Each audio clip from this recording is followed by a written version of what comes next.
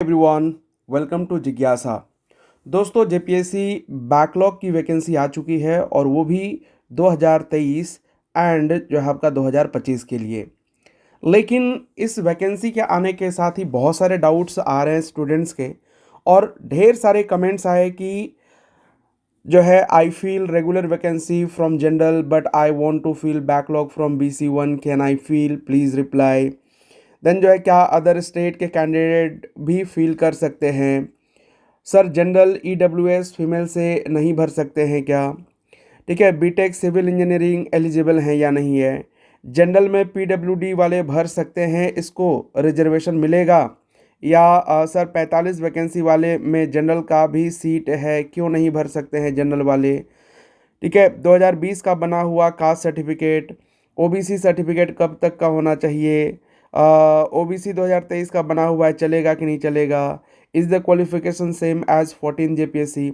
तो ऐसे बहुत सारे कमेंट्स आए तो हमें लगा कि शायद इसको लेकर के एक सेपरेट वीडियो बना देनी चाहिए सो दैट जो भी डाउट्स हैं ना वो सारे के सारे क्लियर हो जाएं। तो एक एक करके बात करते हैं और सबसे पहले ये समझते हैं कि आखिर ये जो वैकेंसी आई है कितने कितने पदों के लिए आई है। तो 2023 की अगर हम बात करते हैं तो इसके लिए जो है आपका 7 वैकेंसीज़ हैं और इसका फॉर्म फिलअप स्टार्ट होगा 23 मार्च से और एग्जामिनेशन का जो टेंटेटिव डेट है वो है आपका 17 मई। वहीं अगर हम बात करते हैं साथियों 2025 की वैकेंसी के लिए तो इसके लिए टोटल जो पद हैं वो है आपका 45 और फॉर्म फिलअप होगा 21 मार्च से और टेंटेटिव एग्जामिनेशन डेट है आपका 10 मई। हालांकि एग्जामिनेशन डेट में परिवर्तन हो सकते हैं। अब आते हैं एक एक करके सारे के सारे डाउट्स को क्लियर करते हैं कि आखिर कौन सा फॉर्म कौन फिलअप कर सकता है, ठीक है, और कौन फिलअप नहीं कर सकता है। तो सबसे पहले तो ये समझिए कि आखिर ये बैकलॉग एंड जो रेगुलर वैकेंसी होता क्या है। सबसे पहले यही डाउट को देखते हैं, है ना। सबसे पहला है आपका कि रेगुलर एंड बैकलॉग होता क्या है। अगर आप देखेंगे कि रेगुलर वैकेंसी होती क्या है, ध्यान रख लीजिएगा, तो दरअसल ये होता है आपका न्यू वैकेंसी, है ना। जितने भी न्यू वैकेंसीज आते हैं, ठीक है, वो आता है आपका किसमें, रेगुलर में आता है। और इसके लिए एलिजिबल कौन होगा, तो इसके लिए general, EWS, ST, SC, OBC, है ना, ये सारे के सारे जो है आपका एलिजिबल होते हैं, ध्यान रखेंगे। लेकिन जब हम बैकलॉग की बात करते हैं तो ध्यान रख लीजिएगा, बैकलॉग वैकेंसीज वो वैकेंसीज होते हैं जो रिजर्व वाले होते हैं, यानी जो कैटेगरी के उम्मीदवार ही इसको क्या कर सकते हैं, आपका अप्लाई कर सकते हैं। ध्यान रख लीजिएगा, यानी जो है आपका सिंपल सा ध्यान रख लीजिएगा कि जो न्यू वैकेंसीज में अगर कोई रिजर्व कैटेगरी की पोस्ट खाली रह गई हो तो उसे अलग से नोटिफिकेशन निकाला जाता है, जिसको हम लोग क्या बोलते हैं, बैकलॉग कहते हैं। यानी बैकलॉग वैकेंसीज की बात करते हैं तो ये सीटें, तमाम भाषा में समझिएगा, ये सीटें पहले से खाली रिजर्व कैटेगरीज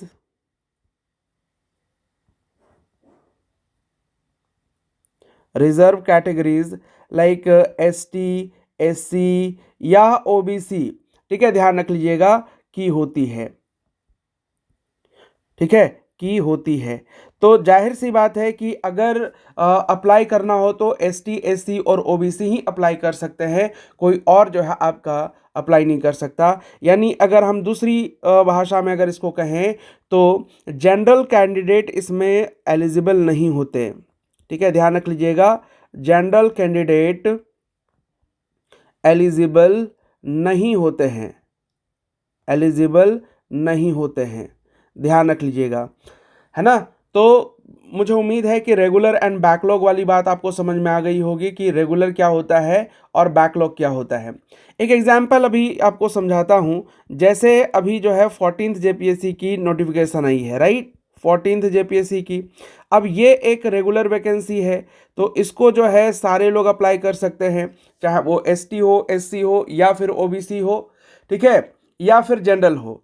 लेकिन अगर 14th जेपीएससी में ऐसा हो सकता है कि 2 सीट जो है आपका ओबीसी का वैकेंट रह जाए, तो किसी जनरल कैंडिडेट को तो दे नहीं सकते, तो वैकेंट रह गया।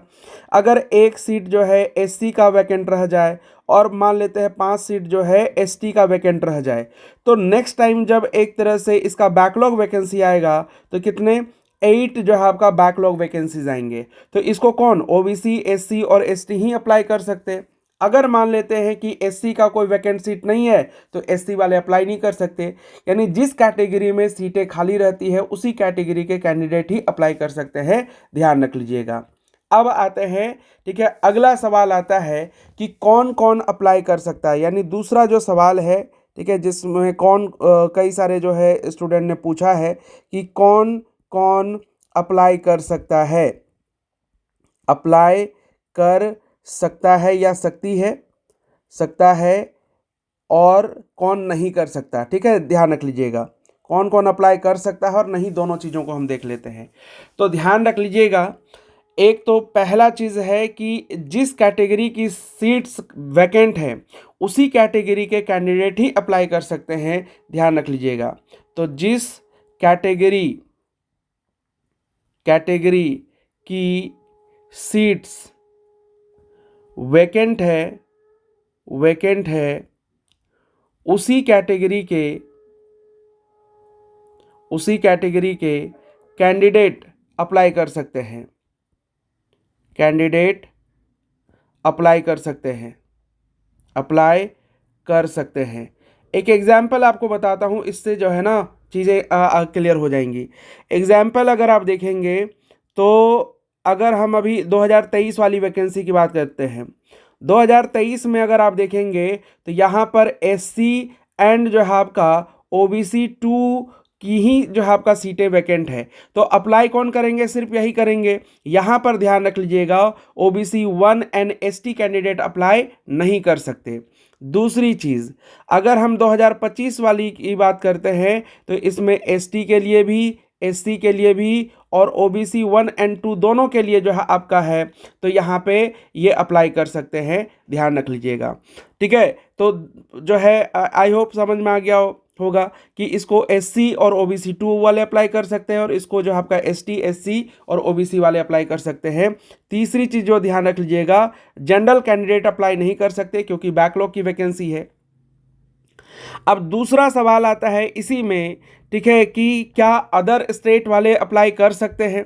ठीक है, ध्यान रख लीजिएगा, अगर हम स्टेट की बात करते हैं, राज्य की बात करेंगे साथियों, तो ध्यान रखेंगे यहाँ पे कि झारखंड के, याद रखेंगे, झारखंड के जो भी कैंडिडेट, चाहे वो एसटी में आते हों, चाहे आपका एससी में आते हों या फिर जो आपका ओबीसी में आते हों, ये क्या कर सकते हैं, अप्लाई कर सकते हैं, अप्लाई कर सकते हैं। बस ये देखना है कि आपके कैटेगरी में सीट वैकेंट है या नहीं है। जैसे 2023 वाले में एसटी के लिए नहीं है तो एसटी वाले अप्लाई नहीं कर सकते। वहीं अगर हम बात करते हैं अन्य राज्यों के लिए, अन्य राज्य के जो स्टूडेंट होंगे वो जनरल में काउंट कर लिए जाते हैं। ठीक है, तो इसलिए वो अप्लाई नहीं कर सकते। जैसे एग्जाम्पल लेते हैं बिहार, यूपी, है ना, छत्तीसगढ़, मध्य प्रदेश, राजस्थान, मतलब झारखंड के अलावा जितने भी राज्यों के स्टूडेंट हैं वो अप्लाई इसको नहीं कर सकते। सिंपल सा ध्यान रखेंगे। तीसरा जो सवाल पूछा गया कि अगर किसी ने ऑलरेडी, ठीक है, ऑलरेडी अगर उसने 14th जेपीएससी अप्लाई किया हुआ है, ठीक है, तो क्या वो अप्लाई कर सकता है। ठीक है, तो ध्यान रख लीजिएगा, अप्लाई कर सकते हैं। हाँ, यदि आप रिजर्व कैटेगरी में आते हैं, रिजर्व्ड कैटेगरी में आते हैं, यानी ठीक है, अगर आप एसटी, एससी या ओबीसी कैटेगरी में आते हैं तब जाके जो है अप्लाई कर सकते हैं। अब आप कहेंगे कि अगर हमने जो है 14 जेपीएससी जनरल में अप्लाई किया है तो क्या यहाँ पर हम कैटेगरी में अप्लाई कर सकते हैं। अगर आप कैटेगरी में आते हैं तो बिल्कुल अप्लाई कर सकते हैं, लेकिन अगर आप जनरल में ही आते हैं तो फिर अप्लाई नहीं कर सकते, ध्यान रख लीजिएगा।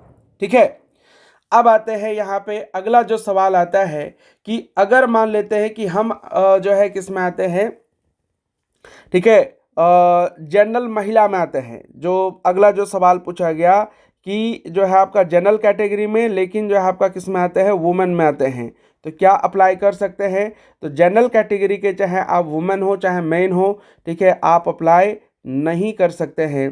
केवल और केवल रिजर्व कैटेगरी के लिए है, ध्यान रख लीजिएगा। अब आप कहेंगे कि जो है अगर हम जो है ईडब्ल्यूएस में आते हैं, ठीक है, ईडब्ल्यूएस में आते हैं, मैन वुमेन कोई भी हैं, तो ध्यान रख लीजिएगा ईडब्ल्यूएस जनरल कैटेगरी के लिए ही बनाया गया है, तो आप अप्लाई नहीं कर सकते हैं, ठीक है, नहीं कर सकते। अब जो तीसरा सवाल पूछा गया था कि आखिर इसके लिए क्वालिफिकेशन क्या होनी चाहिए, है ना, क्वालिफिकेशन क्या होनी चाहिए, क्योंकि एक स्टूडेंट ने कहा कि सर मैं बीटेक किया हूँ, है ना, तो क्या मैं इसके लिए योग्य हूँ? तो आंसर होगा यस, ठीक है। अगर आप बीटेक किए हुए हैं, चाहे आपका बीए, ठीक है, या फिर जो है बीएससी या बीकॉम या ग्रेजुएट, सिंपल सा है कि आपके पास ग्रेजुएशन की डिग्री होनी चाहिए, ठीक है, ग्रेजुएशन की डिग्री होनी चाहिए साथियों, तभी जाके आप अप्लाई कर सकते हैं, होनी चाहिए। अब आप कहेंगे कि जो है क्या, ठीक है, अगर मैं अपीयरिंग में हूँ तो अप्लाई कर सकता हूँ? नहीं, ठीक है, आपके पास क्या होना चाहिए, आपके पास पासिंग सर्टिफिकेट होनी चाहिए, पासिंग सर्टिफिकेट होनी चाहिए, या लाइक अगर पासिंग सर्टिफिकेट नहीं है तो जाहिर सी बात है प्रोविजनल सर्टिफिकेट तो होगा ही होगा, है ना, प्रोविजनल सर्टिफिकेट होगा, तो ये होना चाहिए। अगर आप अपीयरिंग में हैं, मैं साफ साफ लिख दे रहा हूँ यहाँ पे, अगर आप अपीयरिंग में हैं तो अपीयरिंग में अप्लाई नहीं कर सकते, ठीक है। उम्मीद है ये बात आपको समझ में आ गई होगी। इसके बाद जो है चौथा नंबर पे अगर देखेंगे तो पूछा गया कि कौन कौन से सर्टिफिकेट चाहिए। ध्यान रख लीजिएगा, आपके मन में कई सारे सवाल आते हैं कि 2020 का बना हुआ है, 2023 का बना हुआ है। सामान्य तौर पर ये देखा जाता है कि अगर आपका लाइक लेटेस्ट अगर ये है तो आप आसानी से अप्लाई कर दीजिए, कोई दिक्कत नहीं। बहुत पुराना है तो ध्यान रख लीजिएगा, उसमें थोड़ी दिक्कतें हो सकती है। पुराना सर्टिफिकेट अक्सर वैलिड नहीं होता है, आमतौर पर लेटेस्ट सर्टिफिकेट मांगा जाता है जो कि 1 वर्ष के अंदर होगा।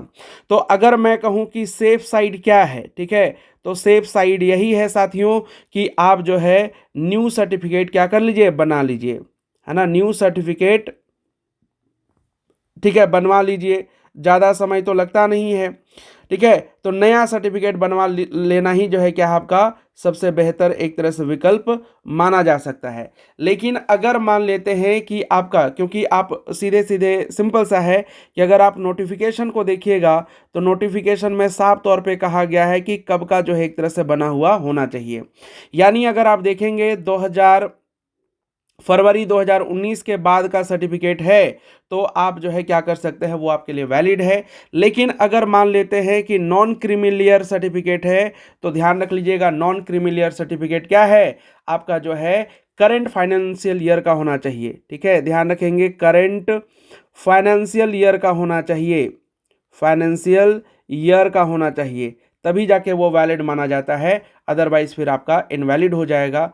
तो नया ओबीसी और जो आपका एनसीएल सर्टिफिकेट बनवाना सेफेस्ट रहेगा, ठीक है, ताकि किसी भी तरह की कोई दिक्कत नहीं होगी, है ना। ये एक जो है सवाल था सर्टिफिकेट को लेकर के, और लाइक जनरल वाले के लिए तो है ही नहीं, तो इसलिए आपको टेंशन लेना ही नहीं है। अब आते हैं यहाँ पे कि जो है एक सवाल और पूछा गया, ठीक है, 5वें नंबर पे वो ले लेते हैं, वो है आपका क्या, जो ये है क्या बोलते हैं उसको, लाइक जो सिलेबस कह लीजिए या फिर कह लीजिए क्वालिफिकेशन सेम एज 14 जेपीएससी। तो जी हाँ, 14 जेपीएससी जैसा ही है, लेकिन ये एसटी, एससी और ओबीसी के लिए है। एक सवाल आता है क्या इसका सिलेबस अलग है, तो सिलेबस अलग नहीं है, ठीक है, आप ध्यान रख लीजिएगा, सेम एज 14th जेपीएससी। अगर आप 14th जेपीएससी के लिए पढ़ रहे हैं तो सेम चीज़, चाहे वो पीटी का हो या फिर मेंस का हो, दोनों का सिलेबस जो है आपका बिल्कुल सेम है, अलग कुछ भी नहीं है साथियों, ठीक है, अलग कुछ भी नहीं है। तो ये सारे के सारे सवाल जो पूछे गए थे, वो मुझे उम्मीद है कि आपके सारे के सारे डाउट्स क्लियर हो गए होंगे। तो एक बार फिर से बता दूं कि जनरल वाले फॉर्म नहीं भर सकते हैं, यह केवल और केवल जो है रिजर्व कैटेगरी के लिए है, तो रिजर्व कैटेगरी वाले ही आवेदन कर सकते हैं, ठीक है। दूसरी चीज़, अन्य राज्यों के उम्मीदवार जनरल कैटेगरी माने जाते हैं और इसीलिए वह इसको अप्लाई नहीं कर सकते, ठीक है। अगर हम बात करते हैं जनरल हैं, ईडब्ल्यूएस हैं या फीमेल कैटेगरी में अगर आते हैं, ठीक है, ध्यान रख लीजिएगा, अगर जनरल में है, ठीक है, ईडब्ल्यूएस में है और जनरल फीमेल कैटेगरी या ईडब्ल्यूएस फीमेल कैटेगरी में आते हैं तो अप्लाई नहीं कर सकते हैं, ठीक है, क्योंकि जो है आपका ये एसटी, एससी और ओबीसी के लिए, चाहे वो मेल हो, फीमेल हो या फिर फिजिकली डिसेबल्ड हो, ठीक है, डम एंड डिफ हो, कोई भी हो, लेकिन वो कैटेगरी वाइज होना चाहिए, ध्यान रखिएगा। इसके अलावा डिग्री की बात करते हैं, आपके पास ग्रेजुएशन की डिग्री होनी चाहिए, चाहे आपने जो है बीटेक किया हुआ है, चाहे आपने जो है एमबीबीएस किया हुआ है या फिर लॉ की पढ़ाई की हुई है, ठीक है, you must have a degree of graduation level.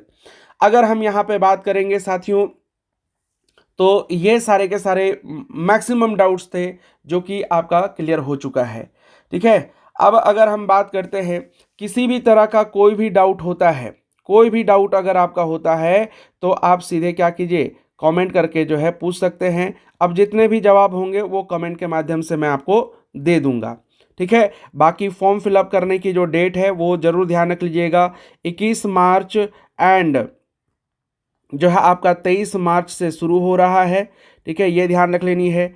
As cut off की बात करेंगे तो एज कट ऑफ है आपका कौन सा, 1 अगस्त 2022, तो आप आराम से अप्लाई कर सकते हैं। इसके बाद अगर हम बात करते हैं एग्जामिनेशन डेट की, तो एग्जामिनेशन डेट जो दिया गया है, एग्ज़ाम डेट ये टेंटेटिव डेट है, यह है आपका एक 10 मई है ना, और एक है आपका 17 मई, ठीक है, 10 मई और 17 मई को जो है आपका एग्जामिनेशन होना है। इसके अलावा जो है अगर कोई भी डाउट होता है एकदम बेफिक्र होकर पूछ लीजिएगा, ठीक है, कमेंट करके। बाकी आपको बता दें कि अभी जो है जिज्ञासा लर्निंग ऐप पर आपको फ्लैट 20% का डिस्काउंट देखने को मिलेगा। तो अगर आप जेपीएससी की तैयारी कर रहे हैं और किसी भी कोर्स में एनरोल नहीं करवाया है तो ये एक अच्छा मौका है जेपीएससी के कोर्सेज में एनरोल करवाने का, अगर आप जिज्ञासा से पढ़ना चाहते हैं तो। क्योंकि 14 जेपीएससी अगर फाउंडेशन बैच में एनरोल करवाते हैं तो आपको सामान्य तौर पर जो है 7,999 पड़ता है, लेकिन अभी अगर आप एनरोल करवाते हैं जिज्ञासा कूपन कोड यूज़ करके तो 6,399 पड़ेगा। अगर पीटी फाउंडेशन बैच में एनरोल करवाना चाहते हैं तो 2500 है, लेकिन आपको जो है 2,000 में ये हो जाएगा। झारखंड जीएस बैच जो 1,499 है, ये आपको 1,199 में हो जाएगा। और भी कई सारी चीज़ें जैसे टेस्ट सीरीज वगैरह जो है आपको बहुत ही कम प्राइस में मिल जाएगा। तो जितने भी कोर्सेस हैं उसमें आपको फ्लैट 20% का डिस्काउंट मिल रहा है। फ्लैट 20% मतलब ऐसा नहीं कि मैक्सिमम जो है कोई लिमिटेशन है, 20%, जितने भी कोर्सेस हैं उसमें सब में 20% आपको डिस्काउंट मिलेगा। तो इसके लिए गूगल प्ले स्टोर से जिज्ञासा लर्निंग ऐप डाउनलोड कीजिए, रजिस्टर्ड कीजिए, उसके बाद जो है आप जेपीएससी कैटेगरी में क्लिक करके जेपीएससी से रिलेटेड और जेएसएससी कैटेगरी में क्लिक करके जेएसएससी से रिलेटेड कोर्सेज में एनरोल करा सकते हैं। अगर आपको टेस्ट सीरीज चाहिए तो टेस्ट सीरीज पर क्लिक कीजिए। बाकी यूट्यूब पर जो क्लासेस होती हैं उसकी फ्री पीडीएफ आपको इसी एप्लीकेशन के फ्री पीडीएफ नोट स्टाइल में मिल जाता है। बाकी करंट अफेयर्स पूरे 1 साल का आपको यहाँ पे मिल जाएगा, चाहे वो झारखंड करंट अफेयर्स हो या फिर नेशनल करंट अफेयर्स हो, सारा चीज़ आपको यहाँ पे मिल जाएगा। बाकी किसी भी तरह का कोई भी डाउट होता है तो आप हमें 9570228810 पे संपर्क भी कर सकते हैं। और जैसा कि आपको बताया, इसके अलावा भी कोई डाउट है तो आप बेफिक्र होकर के कमेंट करके पूछ सकते हैं। बहुत बहुत धन्यवाद सभी को। जय हिंद, जय जवाहर एंड जय झारखंड।